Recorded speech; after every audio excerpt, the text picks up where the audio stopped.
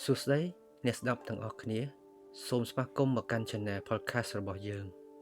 នៅក្នុងសប្តាហ៍នេះយើងនឹងលើកយកសៀវភៅមួយក្បាលដែលមានចំណងជើងថាប្រជុំទិសដីទស្សនវិទូល្បីៗលើសកលលោកដើម្បីធ្វើការអានជូនអ្នកទាំងអស់គ្នាឲ្យបានស្វែងយល់ពីទស្សនវិជ្ជាពីសម័យបុរាណរហូតដល់សម័យបច្ចុប្បន្នដើម្បីស្វែងយល់ពីតម្លៃជីវិតនិងវិចារណញ្ញាណរបស់មនុស្សទស្សនវិទូទាំងឡាយមានទស្សនៈស្របគ្នាតែមួយគំនិតគត់នោះគឺតម្លៃមនុស្សស្ថិតនៅលើសមត្ថភាពក្នុងការពិចារណាហេតុនេះហើយទស្សនវិជ្ជាត្រូវបានគេហៅថាជាបិតានៃគ្រប់ជំនាញទាំងអស់សៀវភៅនេះមិនមែនសម្រាប់ការវិភាគជ្រាលជ្រៅឬការសិក្សាស្រាវជ្រាវយ៉ាងស្មុគស្មាញនោះទេប៉ុន្តែវាជាមូលដ្ឋានចំណេះដឹងដែលអាចជួយឲ្យលោកអ្នកស្វែងយល់អំពីពាក្យគន្លឹះនិងគំនិតទស្សនវិជ្ជាដែលប្រើភាសាសាមញ្ញនិងងាយយល់យើងនឹងនាំមកជូនលោកអ្នកជាមួយនឹងទ្រឹស្ដីគ្រប់មែកធាងនៃទស្សនវិជ្ជាដើម្បីឲ្យអ្នកមានចំណេះដឹងទូលំទូលាយអាចយកទៅអនុវត្តក្នុងជីវិតនិងសង្គមបច្ចុប្បន្ននៅក្នុងសៀវភៅនេះយើងនឹងនាំលោកអ្នកឲ្យស្គាល់អ្វីទៅជាទស្សនវិជ្ជាប្រវត្តិរបស់ទស្សនវិជ្ជាព្រមទាំងនាំលោកអ្នកឲ្យស្គាល់នៅប្រវត្តិសង្ខេបរបស់ទស្សនវិទូល្បីៗនិងទ្រឹស្ដីរបស់ពួកគាត់ផងដែរដោយចាប់ផ្ដើមដំបូងនេះយើងនឹងសិក្សាតើអ្វីទៅគឺជាទស្សនវិជ្ជាទស្សនវិជ្ជាគឺជាមូលដ្ឋាននៃចំណេះដឹង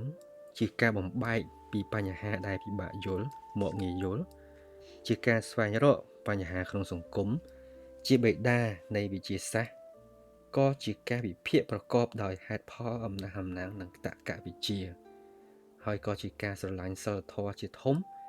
ការស្រឡាញ់គតិបណ្ឌិតព្រមទាំងជាពន្លឺជំនួយដល់ការគិតនិងការនិយាយនិងការធ្វើផងដែរបន្តទៅទៀតនេះយើងនឹងនិយាយអំពីប្រវត្តិនៃទស្សនវិជ្ជាតើទស្សនវិជ្ជាកើតឡើងនៅពេលណាទស្សនវិជ្ជាចាប់ផ្ដើមឡើងក៏កើតឡើងរាប់ពាន់ឆ្នាំមកហើយនៅពេលដែលមនុស្សចេះស្វែងរកអត្ថន័យជីវិតនិងនៅពេលមនុស្សចាប់ផ្ដើមព្យាយាមចង់ដឹងអំពីពិភពលោកទស្សនវិជ្ជា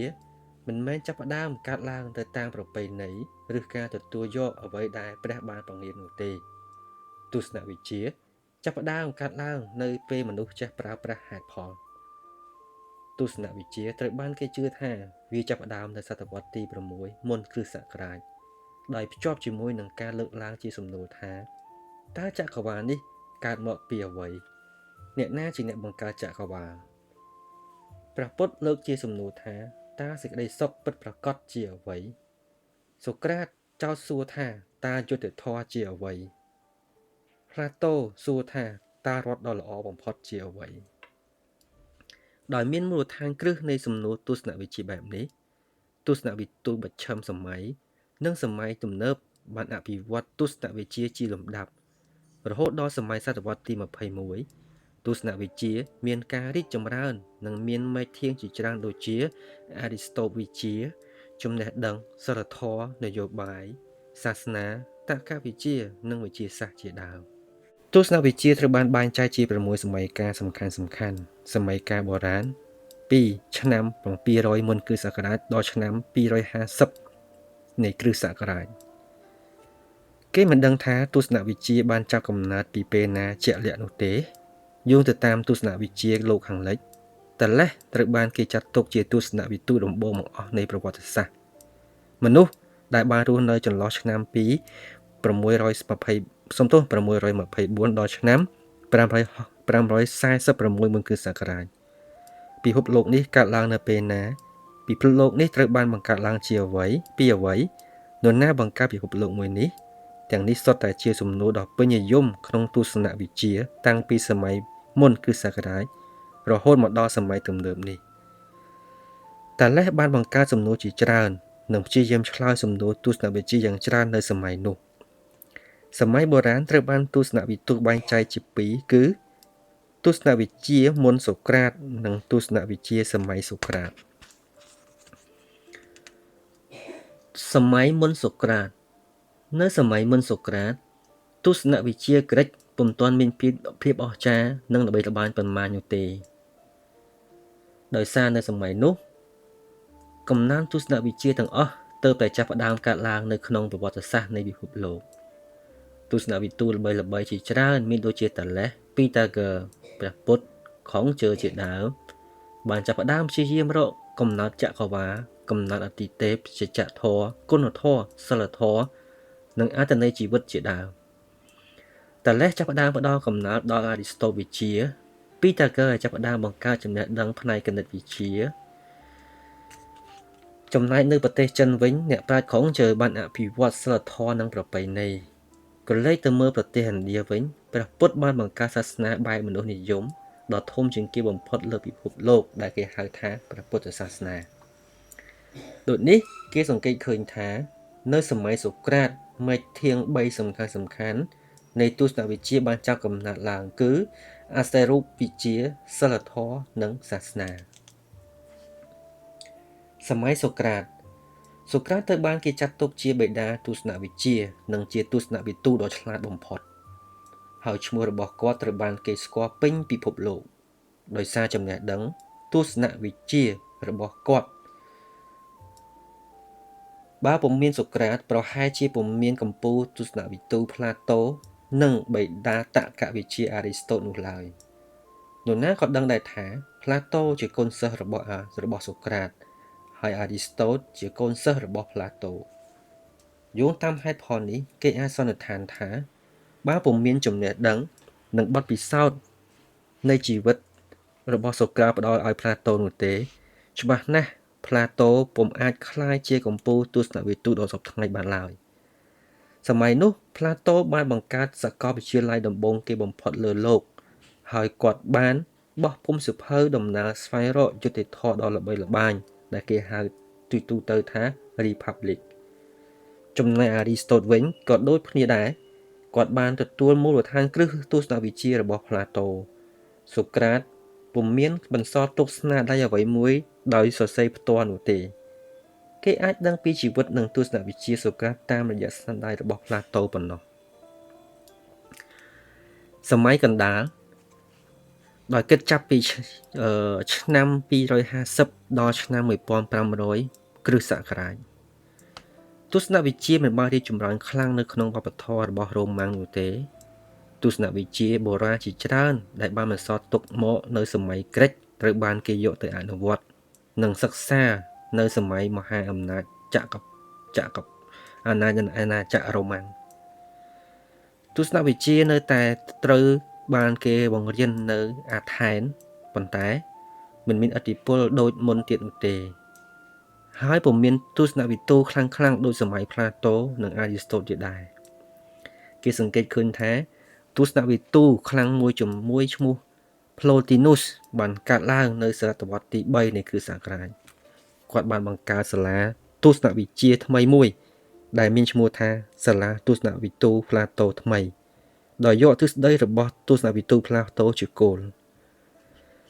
គ្រិស្តសាសនាបានគប់ដណ្ដប់ទៅលើទស្សនវិជ្ជាលោកខាងលិចជិត 1000 ឆ្នាំការបកស្រាយចំពោះរឿងចក្រវាឡនិងជីវិតដ៏ប្រពៃរបស់មនុស្សត្រូវយកតាមគម្ពីរសាសនាគ្រិស្តបញ្ហានេះមិនត្រូវបានគេអនុញ្ញាតឲ្យយកទៅធ្វើការវែកញែកនៅក្នុងទស្សនវិជ្ជានោះទេជាក់ស្ដែងគ្រឹះវិទូឈ្មោះគ្រីស្ទីនបានព្យាយាមយកទស្សនវិជ្ជាក្រិកធ្វើឲ្យคล้ายជាទ្រឹស្ដីរបស់សាសនាគ្រិស្តការសិក្សាទស្សនវិជ្ជាលែងសូវយកចិត្តទុកដាក់ចំពោះសំណួរបែបអស្ចារ្យរូបវិជ្ជាទៀតហើយ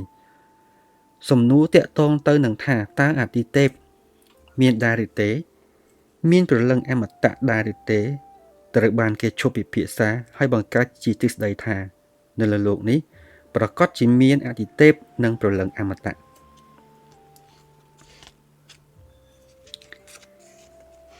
សម័យកណ្ដាលត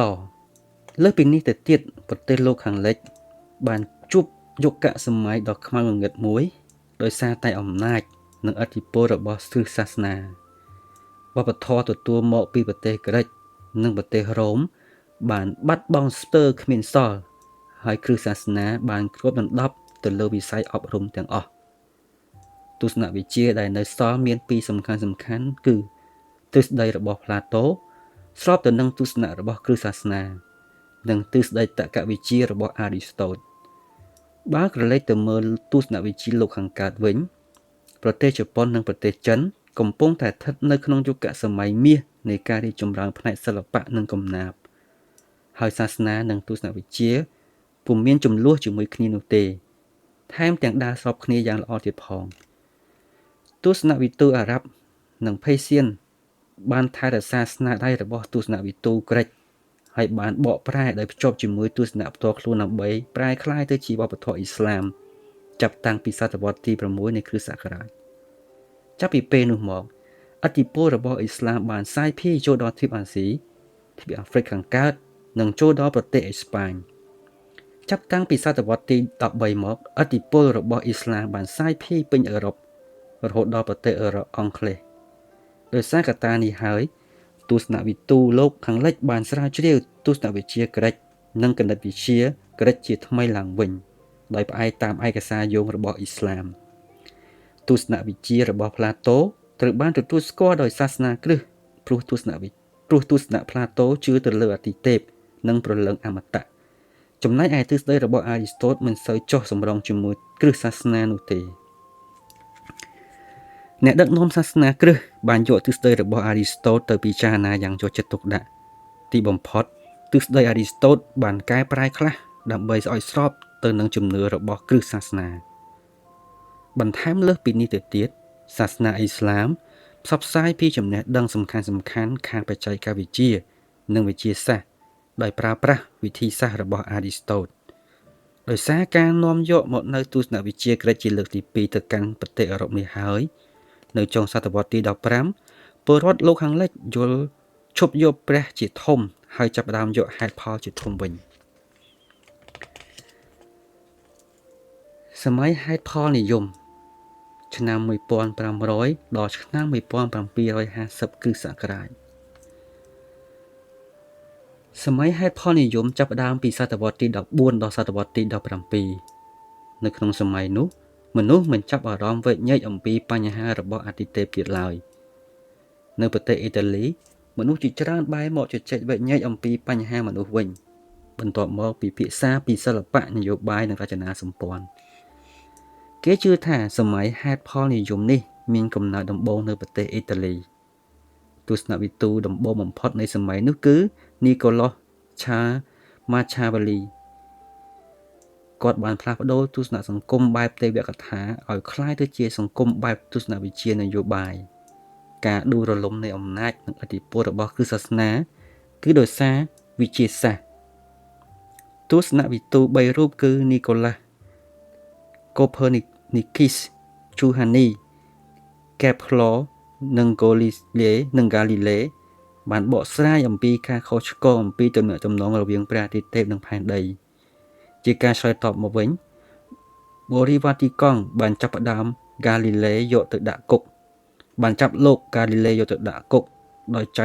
ចោទពីបទប្រមាថមើលងាយសាសនាគ្រិស្តទស្សនៈមនុស្សនិយមនេះបានរីករាលដាលពាសពេញប្រទេសអឺរ៉ុបក្រោយសតវត្សទី15ការផុតរលត់ទៅនៃឥទ្ធិពលរបស់គ្រឹះសាសនានៅក្នុងទស្សនវិជ្ជាគឺដោយសារតែការកាត់ឡើងនៃវិទ្យាសាស្ត្រអ្នកវិទ្យាសាស្ត្រដំបូងនោះគឺនីកូឡាស់កូភើនីគីសបន្ទាប់មកទៀតគឺជូហានីកេប្លរហើយចុងក្រោយគឺហ្គាលីលេបញ្យល់ថា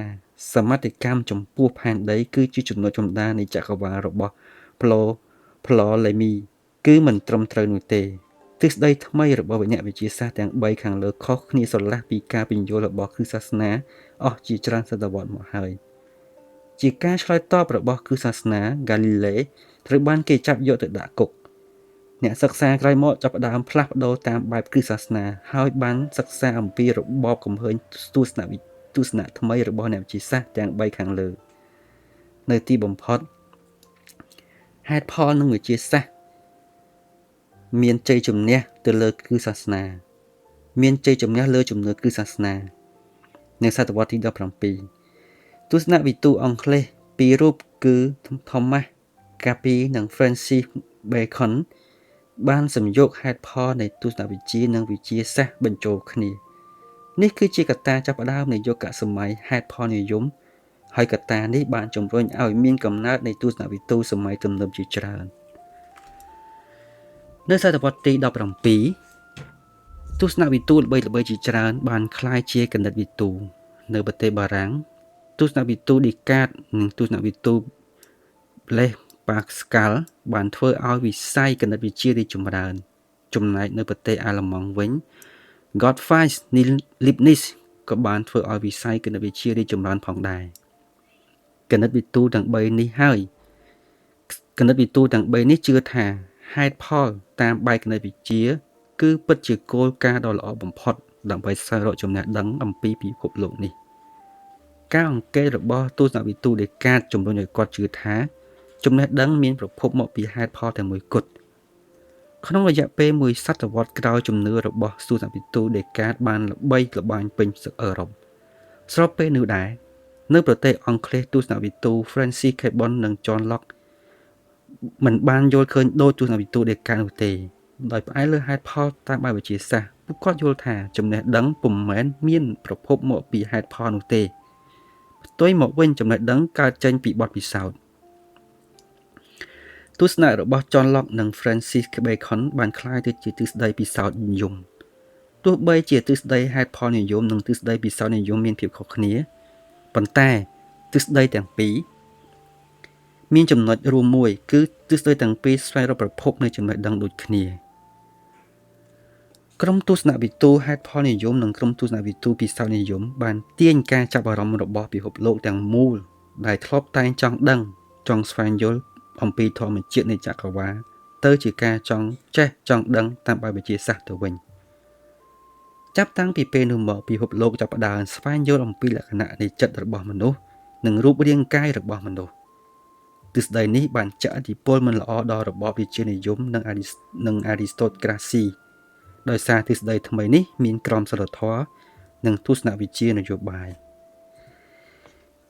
ទ្រឹស្ដីថ្មីនេះបានធ្វើឲ្យរង្គើរបបវិជ្ជានិយមដូចជាសម័យហេតុផលនិយមបានបញ្ចប់អំណាចរបស់បរិវាទីកងដូចនេះដែរក្រោយពីអំណាចរបស់គ្រិស្តសាសនាក្នុងវិស័យនយោបាយត្រូវបានបញ្ចប់សំណួរមួយត្រូវបានចោទឡើងប្រសិនបើរបបមុនត្រូវបានបញ្ចប់ទៅហើយតើគេត្រូវបង្កើតរបបដឹកនាំថ្មីដូចម្តេចទស្សនវិទូ John Locke និង Thomas Farquhar បានបង្កើតគោលការណ៍គ្រឹះតាមបែបប្រជាធិបតេយ្យក្នុងស្ថានភាពចំនួននៃទ្រឹស្ដីនយោបាយនេះសម័យបដិវត្តន៍គឺសករាជ1750ដល់គឺសករាជ1900នៅអំឡុងពេលយុគសម័យហេតុផលនិយមប្រទេសជាច្រើននៅអឺរ៉ុបបានផ្ដាច់ខ្លួនបន្តិចម្ដងចេញពីការគ្រប់គ្រងរបស់គ្រិស្តសាសនាការដឹកនាំប្រទេសដោយឯករាជ្យពីគ្រិស្តសាសនាជាកត្តានាំឲ្យវប្បធម៌ជាច្រើនកើតឡើងផ្សេងៗគ្នាពីប្រទេសមួយទៅប្រទេសមួយវប្បធម៌ទាំងអស់នេះវិវត្តមកពីអក្សរសាស្ត្រសិល្បៈនិងទស្សនវិជ្ជាចាប់តាំងពីសតវត្សទី17ប្រទេសបារាំងអង់គ្លេសអេស្ប៉ាញប៉ូទុយហ្គាល់បានដាក់អាណានិគមជុំវិញពិភពលោកនៅក្នុងបរិបទនេះបញ្ហាអាទិទេពនិងទស្សនវិជ្ជាមិនត្រូវបានគេយកចិត្តទុកដាក់ទៀតនោះទេអ្វីដែលទស្សនវិទូយកចិត្តទុកដាក់នោះគឺបញ្ហាសង្គមបញ្ហានយោបាយនិងទំនាក់ទំនងអន្តរជាតិទស្សនវិជ្ជានយោបាយនៅសម័យនោះគ្របដណ្ដប់ដោយទ្រឹស្ដីប្រយោជន៍និយមបដិវត្តឧស្សាហកម្មនេះបានផ្ទុះឡើងនៅឆ្នាំ1730លទ្ធិប្រជាធិបតេយ្យសេរីពហុបកនិងសិទ្ធិពលរដ្ឋត្រូវបានបង្កើតឡើង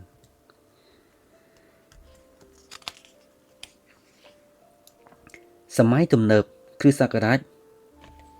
1900ដល់1950ក្រោយពេលសតវត្សទី19បានបញ្ចប់ទៅទស្សនវិជ្ជាដើរដល់ចំណុចរបត់ថ្មីមួយទៀតវិទ្យាសាស្ត្ររីកចម្រើនដល់ចំណុចកំពូលមួយដោយសារបញ្ហាអាទិទេពនិងចក្រវាឡត្រូវបានគេយកទៅពិភាក្សាយ៉ាងយកចិត្តទុកដាក់ជំនឿលើអាទិទេពលែងសូវមានឥទ្ធិពលដូចសម័យបុរាណទៀតពិភពលោកចាប់ផ្ដើមយកបញ្ហាមនុស្សជាធំក្នុងទស្សនវិជ្ជាសិលធម៌និងនយោបាយគឺជាចំណុចដ៏គួរឲ្យចាប់អារម្មណ៍បំផុតរបស់មនុស្សអនុលោមតាម ទស្សនវិជ្ជារបស់ Arthur Scopenus ទស្សនវិទូ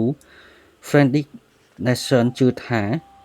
ទស្សនវិជ្ជាលោកខាងលិចដែលមានប្រភពមកពីប្រទេសក្រិកពុំអាចពន្យល់ពីពិភពលោកសម័យទំនើបឲ្យបានពេញលេញនោះទេគាត់បានពន្យល់ថាដើម្បីស្វែងរកអត្ថន័យជីវិតយើងត្រូវភ្ជាប់ខ្លួនយើងទៅនឹងប្រពៃណីនិងតំណែងសង្គមពីជំនាន់មុនដើម្បីសម្រេចគោលដៅបែបនេះបានគាត់បានបង្កើតគោលការណ៍ទស្សនវិជ្ជាយ៉ាងច្រើនចម្ងល់ជាច្រើនតាំងពីសម័យបុរាណត្រូវបានបកស្រាយយ៉ាងក្បោះក្បាយដោយទ្រឹស្ដីវិទ្យាសាស្ត្រនៅដើមសតវត្សទី20ជាក់ស្ដែងទ្រឹស្ដីរបស់ Einstein ពន្យល់យ៉ាងក្បោះក្បាយអំពីលក្ខណៈរបស់ចក្រវាឡសម័យក្រោយទំនើបគ្រិស្តសករាជ1950រហូតដល់បច្ចុប្បន្នក្រោយសតវត្សទី20បានបញ្ចប់ទៅបច្ចេកវិទ្យានិងការទំនាក់ទំនងមានការរីកចម្រើនយ៉ាងខ្លាំងជាពិសេសការរីកចម្រើនវិស័យសារព័ត៌មានទូរទស្សន៍ជាដើមទស្សនវិជ្ជាសម័យក្រោយទំនើបចាប់ផ្ដើមកាត់ឡើងនៅឆ្នាំ1950នៅក្នុងឆ្នាំ1955វៀតណាមខាងត្បូងនិងវៀតណាមខាងជើងធ្វើសង្គ្រាមជាមួយគ្នាដោយសារទស្សនវិជ្ជានយោបាយខុសគ្នាសហភាពសូវៀតនិងប្រទេសចិនបានគាំទ្រវៀតណាមកុម្មុយនីសខាងជើងចំណែកឯសហរដ្ឋអាមេរិកគាំទ្រវៀតណាមសេរីខាងត្បូងនៅឆ្នាំ1961កំផែងបេឡាំងត្រូវបានគេសាងសង់ឡើងជាហេតុនាំអាល្លឺម៉ង់បែងចែកជាពីរគឺអាល្លឺម៉ង់ខាងកើតនិងអាល្លឺម៉ង់ខាងលិចនៅឆ្នាំ1960លោក Thomas Kuhn បានបោះពុម្ពអត្ថបទមួយឈ្មោះថាបដិវត្តន៍វិទ្យាសាស្ត្រនៅឆ្នាំ1960លោកបានបោះពុម្ពអត្ថបទមួយឈ្មោះថាសំណេរនិងភាពខុសគ្នានៅក្នុងឆ្នាំ1979លោក Jean Frescoe Lotot បានបោះពុម្ពអត្ថបទមួយមានចំណងជើងថាទ្រឹស្ដីចំណេះដឹងក្រោយសម័យទំនើបក្រោយការបញ្ចប់នៃសង្គ្រាមលោកលើកទី2ប្រព័ន្ធនយោបាយសង្គមនីមួយៗមានការផ្លាស់ប្ដូរយ៉ាងខ្លាំងនៅឆ្នាំ1980ទំនាក់ទំនងរវាងលោកខាងលិចនិងលោកខាងកើតចាប់ផ្ដើមមានភាពមិនសូវចុះសម្រុងគ្នាហើយសង្គ្រាមត្រជាក់ជិតផ្ទុះឡើងដោយសារតែការដួលរលំនៃមហាកំផែងបេឡាំងនៅឆ្នាំ1989ក្តីសង្ឃឹមថ្មីនៃសតវត្សថ្មីបានចាប់ផ្ដើមកកើតឡើងប៉ុន្តែនៅសតវត្សឆ្នាំប៉ុន្តែនៅទសវត្សរ៍ឆ្នាំ1990គឺជាសម័យកាលនៃការធ្លាក់ចុះសិលធម៌និងជំនឿសាសនាព្រោះតែសហរដ្ឋអាមេរិកប្រកាសច្បាប់ប្រឆាំងភេរវកម្មគោលដៅថ្មីនៃពិភពលោកបានចាប់ផ្ដើម